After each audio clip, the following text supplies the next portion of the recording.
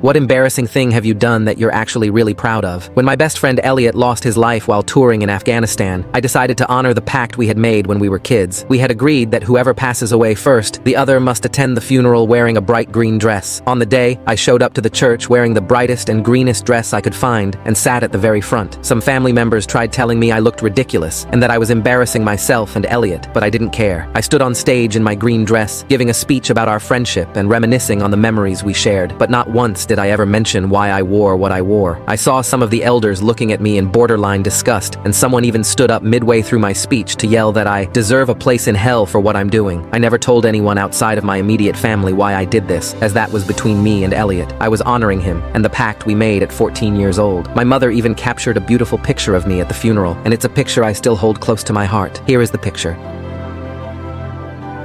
My brother got me kicked out of the house so he could use my room as a game room, and now, years later, after discovering that I bought my own house, my parents are demanding that I give it to him.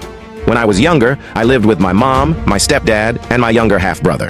My brother was always their favorite because my mom hated seeing me as I reminded her of my dad, whom she had cheated on, and for some reason, she blamed me for it. I was often ignored and left out. For years, I tried to ignore this and get by. But the situation became unbearable when I was about 14 years old. My brother was spoiled and always got what he wanted. He was really into video games, and over time, he started complaining that the house didn't have enough space for him to have his own game room, something he had seen somewhere and now wanted. My parents then started hinting that I should leave the house so my brother could use my room as his game room. At first, I thought they were joking since they often told me to leave the house and that my presence there was useless, but then I realized they were serious. They began pressuring me to leave, saying that I was practically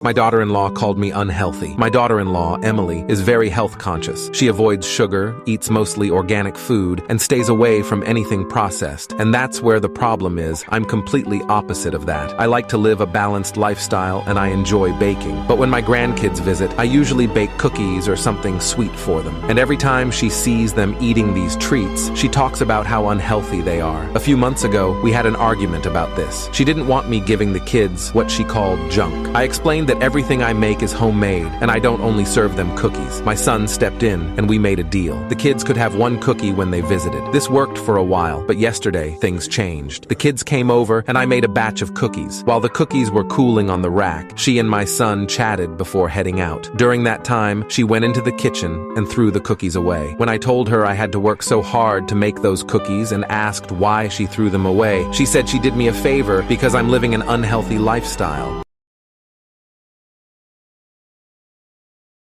As a flight attendant, what is the saddest thing you've been asked by a passenger? As a ground supervisor, not a flight attendant, I encountered a heart-wrenching situation when a grandmother brought her 6-year-old granddaughter to the gate as an unaccompanied minor. The little girl was visibly anxious and clung tightly to her grandmother. When it was time to pre-board, I escorted her down the jetway. She began sobbing, pleading, "Please, Grandma, I'm so scared to fly. Please drive me." Despite her own tears, Grandma kissed her goodbye and we proceeded down the jetway. I attempted to reassure the child, explaining that flying is very safe and that the pilots and flight attendants would take special care of her. That's when she dropped a bombshell. "My daddy died in a plane crash 3 weeks ago." I was shocked that she was flying so soon after such a traumatic event and wondered if the airline had informed the ground crew. At the time, I was 8 months pregnant, adding to my emotional state. I promised to remain by her side until it was time to close the airplane door. Those 20 minutes were incredibly tough, but when I handed her over to the flight attendant, she seemed calmer, busy coloring.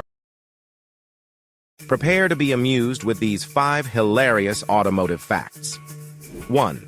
The world's first speeding ticket was issued in 1896. The speed demon was racing at a heart-pounding 8 mph. 2. One of the oldest cars in use is a 1914 Ford Model T, which still runs despite being over a century old. Talk about durability. 3. There's a car model called Tata Nano that was marketed as the cheapest car in the world, but it might cost more to repair than to buy new. 4.